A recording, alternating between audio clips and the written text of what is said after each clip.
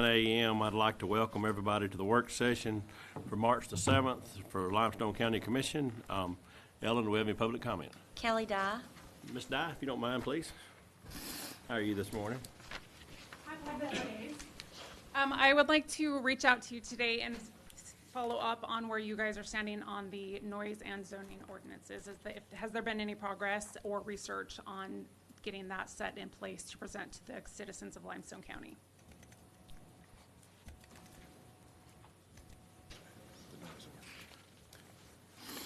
Mr. Chairman, if I may, we have researched various noise ordinances for different counties. I understand we were supposed to receive some information from a gentleman who was here before. We haven't, but I can talk to you after the work session about kind of what we found, if you'd like. Actually, I would like that to be shared on record. Okay. Well, as it pertains to your situation, the noise ordinances that we're finding typically have exceptions for work on roads and night work. So it wouldn't necessarily shut down or limit your neighbors' work. So this is not just road work. This is construction work. This is not just for me. This is for the Limestone County in general. So what is going on right now is the lack of ordinances, both zoning and noise, pretty much any ordinance whatsoever in the county of Limestone is allowing for corporations to come in. I'm just using corporations because that's how we're being impacted directly right now, and allowing them to do whatever, whenever, however they want, with absolutely no regard to the citizens and the literal neighborhoods that they're building in, impacting them. And when we come to you and present this to you, you say, oh, well, there's not really much we can do. These neighborhoods have been established for decades. And then these corporations come in 1 or 2 years ago, so several years after these neighborhoods have come in, and can do whatever they want, however they want. I literally cannot use half of my house due to the noise, and it's not just asphalt. It's not. It is, there's construction vehicles, they have a compactor or a thumper, as some of you guys might do it. They run that thing probably 200 to 250 hours. It literally shakes my house. And you're telling me there's nothing you can do to protect the citizens of this county. That's very disturbing, and it's very telling. If you want to take a platform of supporting corporations over the citizens, then you need to take that stance and let the citizens know that. Because right now, that's what we are seeing, and that's what we are literally, in this case, feeling. And I just continue to be dismissed over and over and over again. And this isn't just me. I happen to be the one up here speaking, but I know that this is for the whole community. And it's just everywhere. And it's really disgusting. Thank you, Ms. Dye. Any more? No further comments. Thank you. Moving on, we have minutes from February the 18th of 25. Does anybody have any discussions with the minutes? Hearing none, I guess everybody is okay with that. Claims, we have the claims in the amount of $2,889,978.59. Do we have any issue with any claim being paid? No, sir. All right. Anybody have any conflicts of interest with anything coming from the commission body today? All right. Public hearings, we have none. Anybody? Resolutions and orders. The first one on here is it was to be just something that we were going to try to get together. We just hadn't got it all the way together yet, but I need y'all's input on this. So everybody get with Drew on it. What it is, at the animal shelter, we want to make sure we get a good resolution in order on intake of animals and bringing animals in. And what we're having people that are just, we have animal control services, and if you need an animal brought into the shelter, call them, because we don't need any citizen out here bid or something like that, or picking up somebody's dog or whatever. Just please, if you need an animal, if you have an animal running at large, we have a service for that. So, and, one of the other things is we're having people that are bringing animals to us from cities and other places and all. And, as that goes, you've got to, get the door there, somebody. I think it may be stuck. And,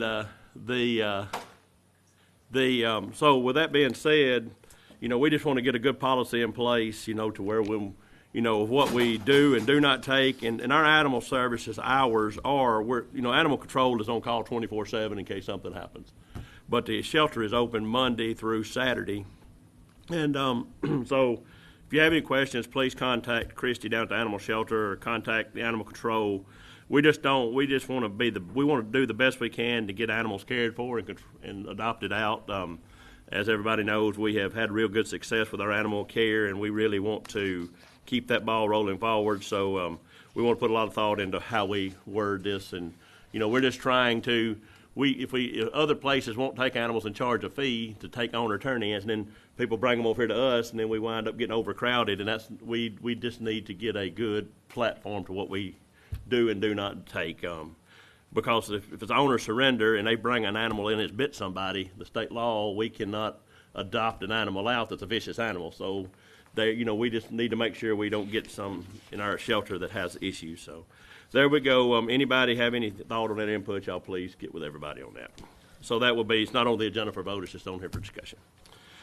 All right, number 2 would be to approve a resolution to sell a piece of property on Plato Jones Street. This is a piece of property that has been seized through the court. Brian Jones has been working through this, and the sale of this property will go back into the general fund to be used for law enforcement purposes. It's just a piece of property that was, it's been several years, Drew. How many years has it been in the works? Several. I couldn't remember the exact year number, but it's that's what this piece of property is. It's something that was seized through some court system, and it just has to go through this process to be sold, and it'll be sold after all this is done, and it'll go back into the general fund for law services purposes. So, anybody got any discussion with that? All right, MOUs and grants.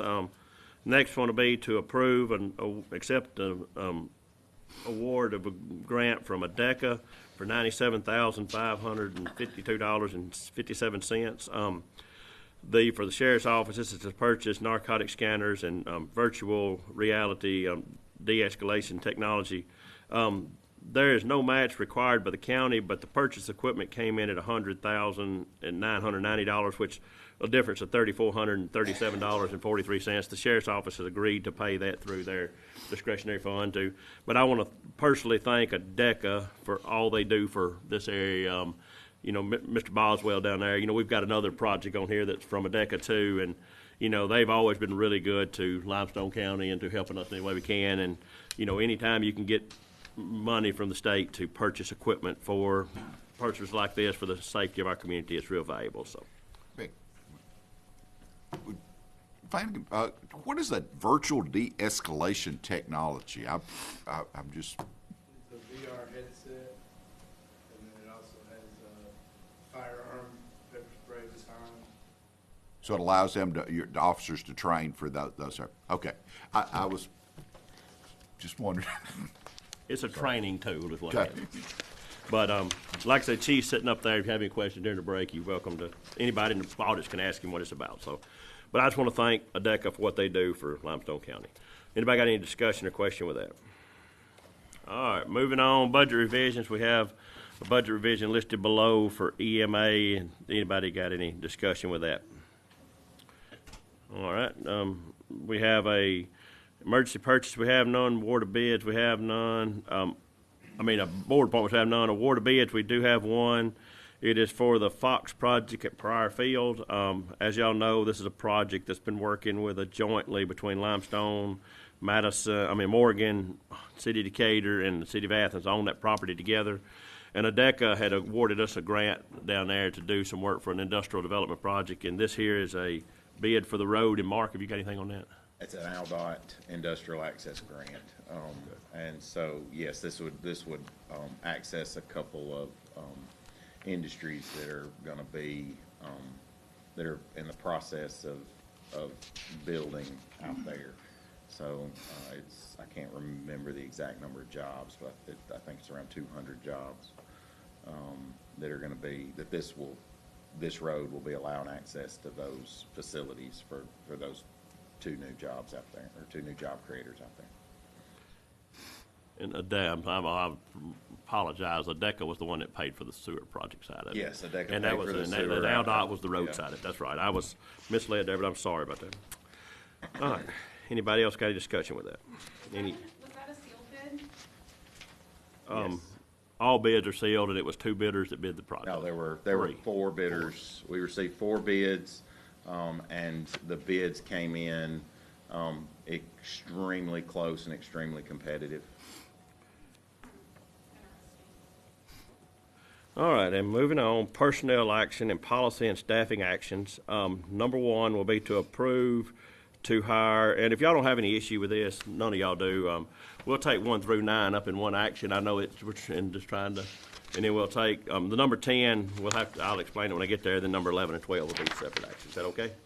Before we go any further? I'll read through them, we'll go from there. All right, number 1 will be to transfer Matthew McNatt from a corrections officer to a deputy sheriff, and this will be effective today, the 25th. Number 2 will be to approve to hire Nicholas Keeley as a corrections officer, and March the 10th will be his first day, and that'll be pending a drug screening. The next one will be to hire Trenton Osteen as a corrections officer, and I'll also be starting Monday as a pending a drug screening. Number 4 will be to approve to hire Tyra Walsh as a corrections officer starting Monday, and pending a drug screening, and approve to hire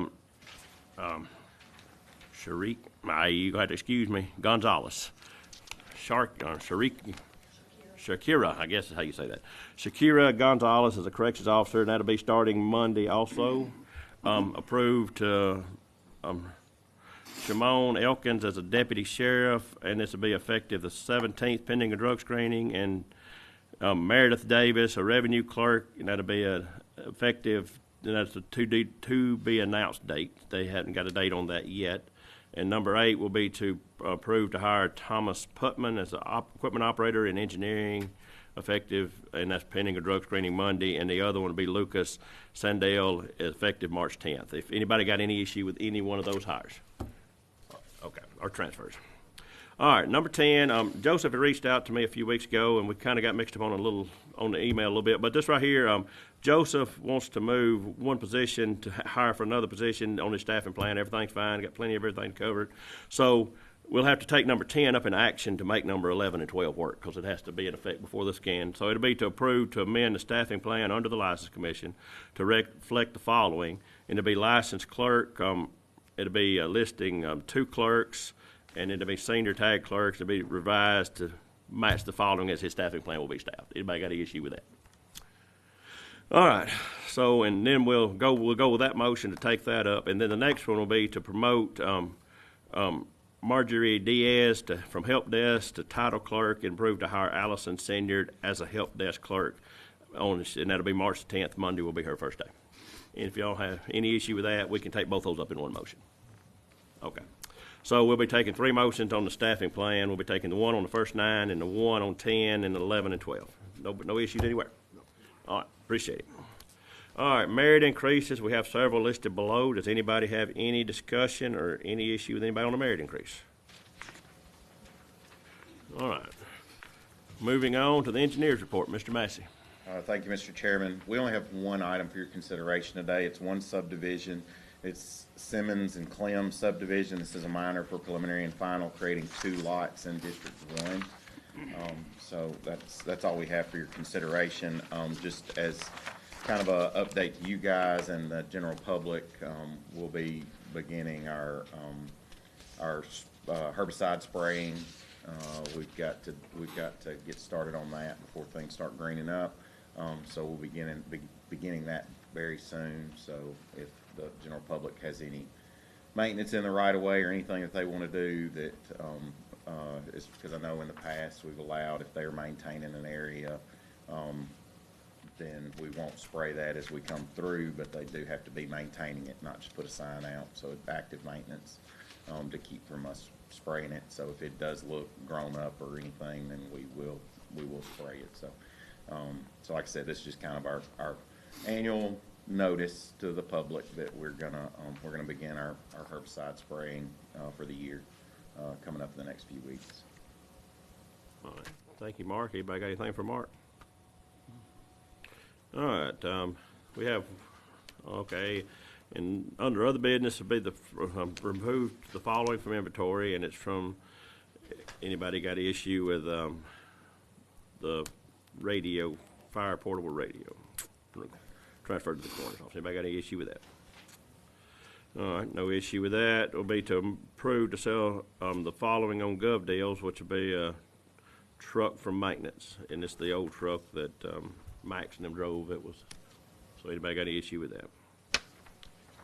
All right, number 3 will be to remove the following changes to the healthcare unit at the jail, build out, and it'll be a existing sales sprinkler modifications, and there's the price of $2,842.14, and also widening a new vehicle gate, and it's $3,074.44. Anybody got any issue with that? And while we're on other business, there's a couple of things I want to kind of update, and I've been out of town and dropped the ball on a couple of items. Number 1 is the driver's license office downstairs. Joseph has reached out to Holly Cook at the state, and I reached out to her a couple of times, left her a message. She hasn't got back with me yet, but I know that is a safety service down there, and I know we want to keep that service in Limestone County, but we've looked at some options of moving them to another place and whatever, and so I just wanted to let y'all know that I want to thank Joseph, and I've like I said, I'm waiting on Holly to call me back. I left her a message yesterday again.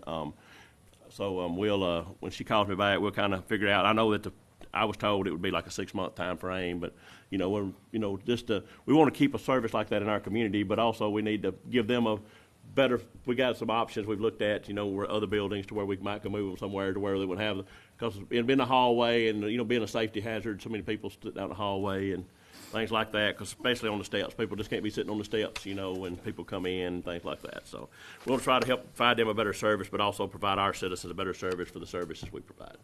So that's in the works. And also, another thing is, we've had some requests in 2 or 3 departments for some salary look-ats and things like this, and we have been looking into maybe doing some kind of salary studies and things like that, because we have got some jobs here that we don't have even a salary study on yet. So I know we started so we may look into doing that in the future. So just wanted to keep y'all updated on that. Has anybody else got any other business that y'all want to discuss or anything? No, sir. All right, so for that being said, we'll take a 15-minute break, and it is 17 after, so that puts us back here at 9:32. Thank y'all.